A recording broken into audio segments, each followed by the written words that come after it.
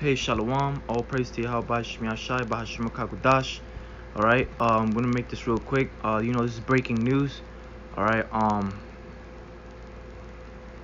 this is a health crisis that's just been announced. I'm gonna go back. It says World Health Organization declares a global emergency. Alright, it says international health crisis. Ebola outbreak declared a global health emergency. Alright, it says Ebola outbreak in Congo declared a global health emergency. The deadly Ebola outbreak in Congo is now an international health emergency.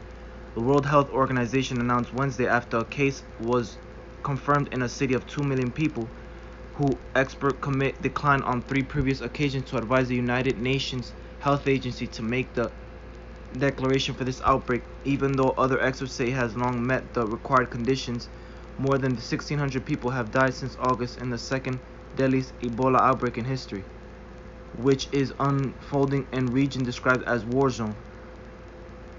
A declaration of global health emergency often brings greater international attention and aid, along with concerns that nervous governments might overreact with border closures. And that's in the scriptures. A man shall seek to enter into a city he may not. Alright, that's martial law. Alright, the declaration comes days after a single case was confirmed in Goma,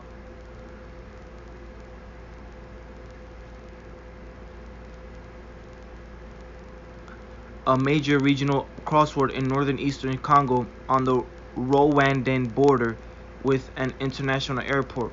Also, a sick Congolese fish trader traveled to Uganda and back while symptomatic and later died of Ebola. While the risk of regional spread remains high, the risk outside the region remains low. WHO Chief Tedros Adhanom, I can't say these names, Ghebreyesus, said after the announcement in Geneva, the international emergency should not be used to stigmatize or penalize the very people who are most in need of our help, he said. Tedros insisted that the declaration was not made to raise more money, even though WHO estimated hundreds of millions of dollars would be needed to stop the epidemic.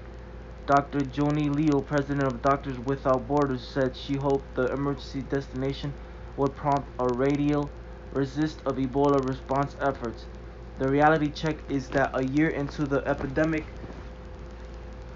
it's still not under control, and we are not where we should be, she said. We cannot keep doing the same thing and expect different results. Liu said vaccination strategies should be broadened and the more efforts should be made to build trust with communities. Alright, this is a long article. Alright, I'll leave the link in the description. Okay, you could read it for yourself if you like. But this is the book of Ezekiel, chapter 5, verse 17.